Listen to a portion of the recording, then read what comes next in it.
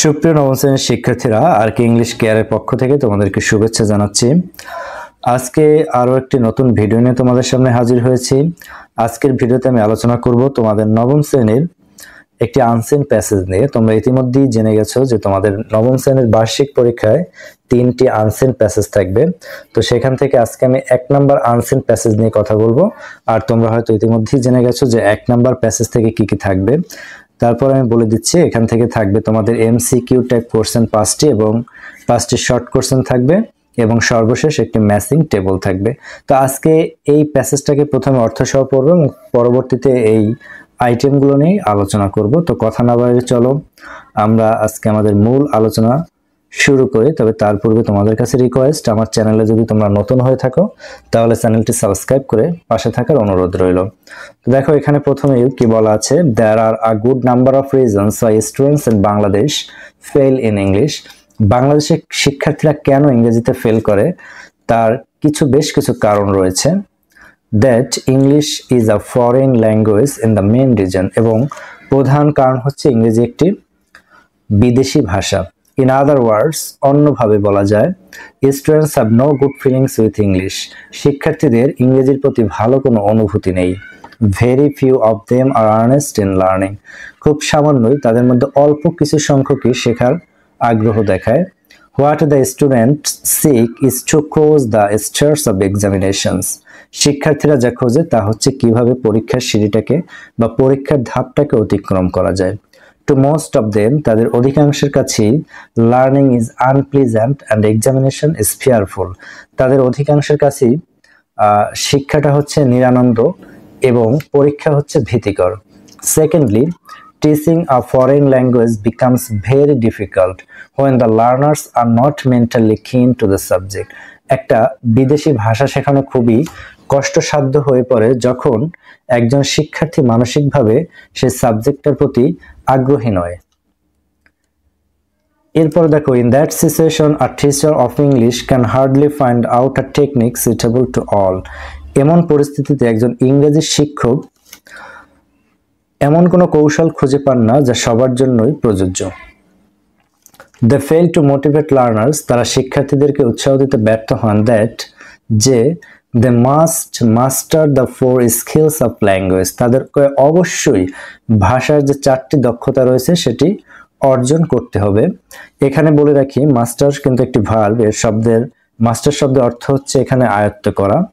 তো কি বলছে, এমন পরিস্থিতিতে একজন টিচার আসলে শিক্ষার্থীদেরকে উৎসাহ দিতে ব্যর্থ হন যে তাদেরকে অবশ্যই ভাষার যে 4টি দক্ষতা রয়েছে সেটি কিন্তু তাদেরকে শিখতে হবে। And there is no easy way of learning a foreign language, এবং একটি বিদেশি ভাষা শেখার সহজ কোনো উপায় নেই। ইন শর্ট, সংক্ষেপে বলতে গেলে, they fail to make language learning interesting. তারা ভাষা শিক্ষাটাকে আনন্দদায়ক করতে পারে না বা আনন্দদায়ক করতে ব্যর্থ হয়। The most important matter is that, খুব গুরুত্বপূর্ণ একটি বিষয় হচ্ছে যে, the text book in different classes are not harmonious with the stages and the standards of the learners. বিভিন্ন ক্লাসের যে পাঠ্যপুস্তক রয়েছে সেগুলো আসলে শিক্ষার্থীদের মান অনুযায়ী সামঞ্জস্য নয়। ইন দ্য কলেজ লেভেলে the topics R not suitable for the world the teenagers belong to. অর্থাৎ কলেজ লেভেলে যে পাঠ্যপুস্তক রয়েছে সেগুলো আসলে শিক্ষার্থীরা যে ধরনের জগতে বসবাস করে তার থেকে একটু ব্যতিক্রম হয়। অর্থাৎ সহজভাবে যদি আমি বলি তাহলে শিক্ষার্থীরা যা চায় আসলে তার বিপরীত। কাজেই জোর করে কিন্তু কাউকে কোনো কিছু শেখানো যায় না। একটা মানুষের যদি চাহিদা যেরকম থাকে সেরকম না পেলে কিন্তু সেই কাজটা তাকে দিয়ে কখনোই করানো যায় না। তো এখানেও ঠিক সেই বিষয়টাই ঘটে। এরপর দেখো, finally the most of the questions in the public examinations ইনডিউসেস claiming rather than learning the language. অর্থাৎ পাবলিক পরীক্ষার যে প্রশ্ন, সেই পাবলিক পরীক্ষার প্রশ্নের মূল উদ্দেশ্য কিন্তু ভাষাকে শেখানো নয়, বরং পরীক্ষার প্রস্তুতি নেওয়া। মানে এমনভাবে প্রশ্নগুলো করা হয় যে তুমি পরীক্ষার প্রস্তুতি নাও, তোমাকে পরীক্ষায় একটা ভালো রেজাল্ট করতে হবে, কিন্তু ভাষাটাকে যে আসলে একদম ভেতর থেকে তোমাকে শিখতে হবে এমন কোনো উদ্দেশ্য কিন্তু থাকে না। এটি কিন্তু ইংরেজিতে ফেল করা কিন্তু অন্য একটি কারণ। এরপর দেখো, The faulty mode of the questions pursues the students to run after so-called past and pass system. এখানে কিন্তু নতুন একটা সিস্টেমের কথা বলা হয়েছে এবং সেটা হচ্ছে টাস অ্যান্ড পাস সিস্টেম। তবে তোমাদেরকে আগে একটু টাস অ্যান্ড পাস সিস্টেমটা কি সেটা আমি একটু বলে নিই। এটা হচ্ছে এমন একটা পদ্ধতি, অর্থাৎ যখন একজন শিক্ষার্থী মনে করে যে আমি কোনো মতে 2 রাত বা 3 রাতের মধ্যে কিছু পড়ে আমি একটু পাস করতে পারবো, এই যে পদ্ধতি, অর্থাৎ একদম সংক্ষেপে সে কোনো কিছু আয়ত্ত করার চেষ্টা করা, কিন্তু এটা কিন্তু আসলে লং টাইম হয় না, এটা কিন্তু সাময়িকভাবে থাকে। আর এই ধরনের যে পদ্ধতি এটাকেই কিন্তু বলা হয় টাস অ্যান্ড পাস সিস্টেম, অর্থাৎ গভীরভাবে কোনো কিছু না শিখে একটু ভাষা একটু সামান্য জ্ঞান অর্জন করে সেটা দিয়ে পরীক্ষায় পাস করা, এইটাই হচ্ছে টাস অ্যান্ড পাস সিস্টেমস। তো বলছে the faulty mode of the questions, এই যে প্রশ্নের যে একটা ব্যর্থ উদ্দেশ্য সেটা হচ্ছে কি pushes the students to run after so called test and pass system, তাদেরকে শুধুমাত্র এই যে তথাকথিত টাস অ্যান্ড পাস সিস্টেমের দিকেই ধাবিত করে।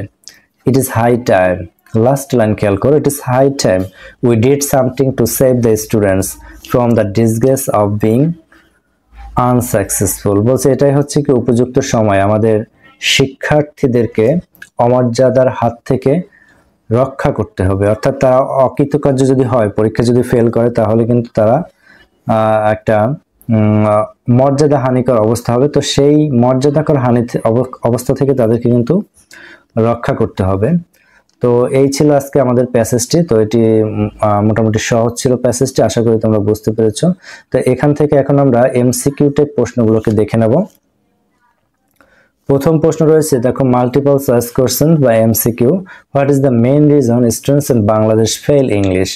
বাংলাদেশের শিক্ষার্থীদের ইংরেজিতে ফেল করার প্রধান কারণ কি? দেখো এখানে 4টি অপশন রয়েছে। The text books are too difficult, teachers are not skilled enough, English is a foreign language, students like study materials.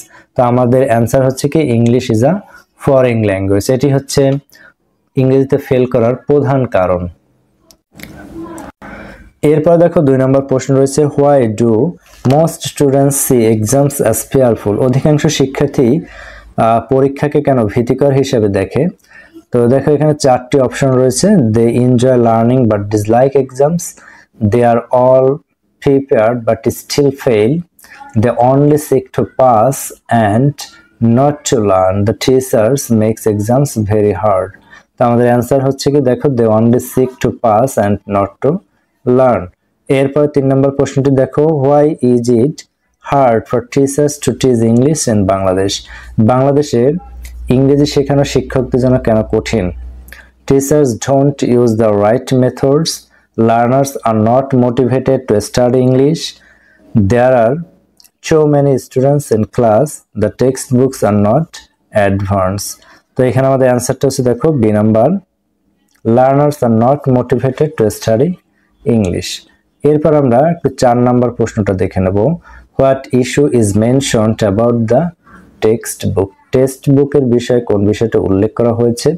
They are not suitable for the learners standards, they are too easy for the students, they are written in the wrong language, they focus too much on exams। তো আমাদের answer হচ্ছে কি দেখো they are not suitable for the learners standards। এরপরে 5 নম্বর অর্থাৎ সর্বশেষ যে এমসিকিউটি রয়েছে সেটি হচ্ছে, what is the problem with the public examination questions? এই যে পাবলিক পরীক্ষার প্রশ্নের সমস্যা কি? they are too difficult, they promote rote learning instead of real understanding, they focus on the wrong topics, they are only for advanced learners। তো আমাদের answer হচ্ছে কি দেখো they promote rote learning instead of real understanding। তো প্রিয় শিক্ষার্থীরা, এই ছিল আমাদের এমসিকিউ। এখন এখান থেকে আমরা শর্ট কোশ্চেন দেখে নেব। তোমরা জানো যে তোমাদের এখান থেকে 5টি শর্ট কোশ্চেন আসবে এবং 5টি শর্ট কোশ্চেনের মার্কস হচ্ছে প্রতিটি 2 করে, অর্থাৎ 10 মার্কস। তো এখানে 1 নম্বর প্রশ্নটি রয়েছে, দেখো why is learning English difficult for students in Bangladesh? বাংলাদেশের শিক্ষার্থীদের জন্য ইংরেজি শেখা কেন এত কঠিন? এখানে দেখো because English is a foreign language and students have no good feelings towards it. অর্থাৎ আমাদের যেমন প্রশ্ন একদম ঠিক তেমন কাটা অ্যান্সার, যতটুকু দিলে আমাদের অ্যান্সার হয় ঠিক আমরা ততটুকুই দেব, এর চেয়ে বেশি পেঁচানোর কোনো দরকার নেই এবং এর চেয়ে কমও লেখা যাবে না, তাহলে মার্কস পাওয়া যাবে না।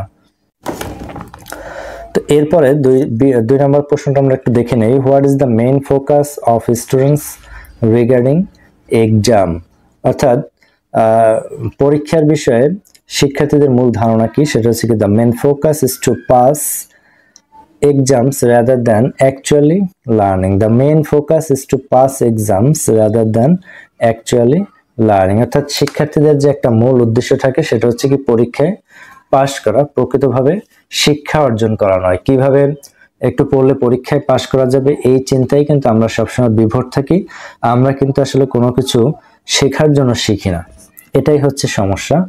এরপরে 3 নম্বর প্রশ্নটা একটু দেখে নিই। Why do teachers struggle with teaching English, শিক্ষকরা কেন ইংরেজি শেখানোর জন্য সংগ্রাম করে? দেখো, teachers struggle because students are not mentally interested in learning English. একদমই সংক্ষেপে অ্যান্সার, শিক্ষকরা সংগ্রাম করে বা স্ট্রাগল করে কেন? কারণ হচ্ছে কি শিক্ষার্থীরা মানসিকভাবে শিখতে প্রস্তুত নয়, তারা মানসিকভাবে শিখতে আগ্রহী নয়, এই কারণে শিক্ষার্থীদেরকে স্ট্রাগল করতে হয় শেখানোর জন্য, ইংরেজি শেখানোর জন্য। এরপরে 4 নম্বর যে প্রশ্ন রয়েছে সেটি দেখো। What is wrong with the text book used for teaching English. এখানে কি বলা হয়েছে দেখো, ইংরেজি শেখানোর জন্য যে বই, সেই টেক্সট বইতে আসলে কি ভুল?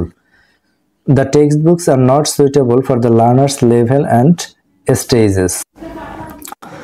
এটা হচ্ছে শিক্ষার্থীদের যে স্টেজ বা লেভেল, সেই লেভেল অনুযায়ী টেক্সট বই কিন্তু সুইটেবল না বা গ্রহণযোগ্য নয়, এটা হচ্ছে একটা মেইন কারণ। এরপরে দেখো 5 নম্বর, what effect do public examination questions have on students. Public পরীক্ষার যে প্রশ্ন, সেই প্রশ্নের কি প্রভাব রয়েছে শিক্ষার্থীদের উপরে?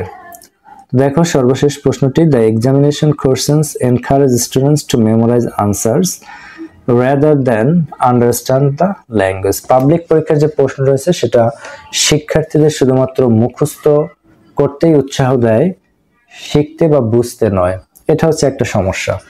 অর্থাৎ পাবলিক পরীক্ষার প্রশ্নগুলো এমনভাবে সেট করা হয় যে একজন শিক্ষার্থী যাতে কিছু মুখস্থ করে পাশ করতে পারে, কিন্তু তাকে আসলে সৃজনশীলভাবে কিছু শেখানোর মতো কোনো বিষয় আসলে থাকে না, তো এটাই এখানে বলা হয়েছে।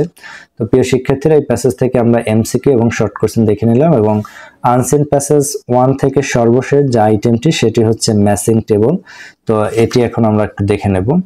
দেখো, প্রথমে এখানে রয়েছে English is hard for students because, এরপরে এখানে রয়েছে students focus on passing exams instead of, এরপরে রয়েছে দেখো teaching finds it difficult to teach, teachers find it difficult to teach because the textbooks are, এরপর রয়েছে দেখো are not suitable because, এরপরে সর্বশেষ public examination questions encourage dash.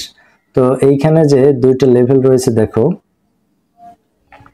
তোমরা এখান থেকে চাইলে একটা স্ক্রিনশট রাখতে পারো মিলানোর জন্য। আমি এখানে নিচে ছোট করে অ্যান্সারটা দিয়েছি, অর্থাৎ 1-এর সাথে যাবে ই এবং 2-এর সাথে যাবে সি, 3-এর সাথে যাবে এ এবং 4-এর সাথে যাবে ডি এবং সর্বশেষ এখানে 5 নম্বর অ্যান্সারটা দিতে পারিনি, সেটা আমি তোমাদেরকে মুখে বলে দিচ্ছি। তো এখানে দেখো English is hard for students because, এবং সর্বশেষ যেটি রয়েছে সেটি হচ্ছে 5 নম্বরটা যাবে ইট ইজ ফরেন ল্যাঙ্গুয়েজ। ইংরেজি কেন কঠিন এবং শিক্ষার্থীরা কেন ইংরেজিতে ফেল করে, তার কারণ হচ্ছে এটি একটি বিদেশি ভাষা। এরপরে দেখো 2 নম্বর বলছে students focus on passing exams instead of, এবং এটার সাথে এখানে যাবে লার্নিং দ্য ল্যাঙ্গুয়েজ। শিক্ষার্থীরা শুধু পাস করার চেষ্টা করে, শেখার চেষ্টা করে না। এরপরে 3 নম্বর যেটি রয়েছে সেটি হচ্ছে কি teachers find it difficult to teach because, এখান থেকে আমরা 1 নম্বর এ নাম্বারটা নেব, লার্নার্স আর নট মোটিভেটেড। এরপরে দেখো 4 নম্বর যেটি রয়েছে the textbooks are not suitable because, এখান থেকে আমাদের যে অ্যান্সার সেটি হচ্ছে কি দেখো 4-এর সাথে যাবে আমাদের ডি নাম্বার, অর্থাৎ they do not match the learners level, এবং সর্বশেষ যেটি রয়েছে সেটি হচ্ছে কি public examination courses encourage public examination courses encourage cramming instead of understanding B number. এটি হচ্ছে আমাদের আজকে আনসার। তো প্রিয় শিক্ষার্থীরা, আশা করি তোমরা বুঝতে পেরেছো, এবং সবচেয়ে বড় কথা হচ্ছে তোমাদের মধ্যে অনেকেই কিন্তু এখন পর্যন্ত প্রশ্নই বুঝতে পারেনি যে আসলে কি কি আসবে বা প্রশ্নে কি কি থাকবে। তো তোমরা এই ভিডিওটি দেখার মাধ্যমে আশা করি একটি ধারণা পেয়েছো। আরো একবার বলে দিচ্ছি যে তোমাদের কিন্তু 3টা আনসেন্ট প্যাসেজ থাকবে। তো সেখান থেকে 1 নাম্বার যে আনসেন্ট প্যাসেজ, সেখান থেকে কিন্তু যে এমসিকিউ, কোশ্চেন এবং ম্যাচিং টেবিল, এই 3টা আইটেমই থাকবে, এবং এরপরে আরো কিছু আইটেম থাকবে, সেটি হচ্ছে 2 নাম্বার এবং 3 নাম্বার সে আনসেন্ট প্যাসেজ থেকে। তো আশা করি ভিডিওটি তোমাদের ভালো লেগেছে। আজকের ভিডিওটি এ পর্যন্তই। তোমাদের সবার জন্য শুভকামনা জানিয়ে আজকের ভিডিওটি এখানেই শেষ করছি। আল্লাহ হাফেজ।